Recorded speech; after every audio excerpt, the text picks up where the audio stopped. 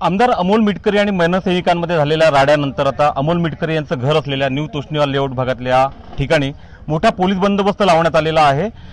अकोल्याच्या शासकीय विश्रामगृहावर आज दुपारी जो राडा झाला त्यानंतर मोठ्या प्रमाणात मनसैनिकांनी अमोल मिटकरींच्या कार्यकर्त्यांमध्ये झटापट झाल्याचं पाहायला मिळालं आणि या घटनेनंतर पोलीस दल जे आहे ते टाकळी फुंकून पिण्याचा जे आहे त्यांनी धोरण अवलंबलेलं आहे आणि अमोल मिटकरींचं घर असलेल्या या ठिकाणी आपण पाहतोय कार्यकर्त्यांची मोठी गर्दी आपल्याला दिसते। स्वतः आमदार अमोल मिटकरी कार्यकर्त्यांची चर्चा करतायत आणि यासोबतच पोलीस बंदोबस्त जो आहे आपण बघतोय घराच्या आतमध्ये आणि घराच्या बाहेर सुद्धा जे आहे मोठ्या प्रमाणात पोलीस बंदोबस्त लावण्यात आला आहे। आरसीपीची एक स्पेशल तुकडी जी आहे ती इथे बोलवण्यात आलेली आहे आणि बाहेर जी आहे एक मोठी पोलीस व्हॅन जी आहे पोलीस लॉरी जी आहे ती बाहेर जी आहे ती उभी ठेवण्यात आलेली आहे। कोणत्याही प्रकारचा रिस्क पोलिसांनी या प्रकरणात न घेण्याचं धोरण जे आहे ते अवलंबलेलं आहे आणि आज दिवसा जो राडा झाला त्या संपूर्ण प्रकरणानंतर टाकळी फुंकून प्यायचं आता अकोला पोलिसांनी ठरवलं। त्यामुळेच अमोल मिटकरी यांच्या घरी मोठ्या प्रमाणात पोलीस बंदोबस्त लावण्यात आलेला आहे।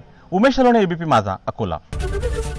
एबीपी माझा, उघडा डोळे बघा नीट।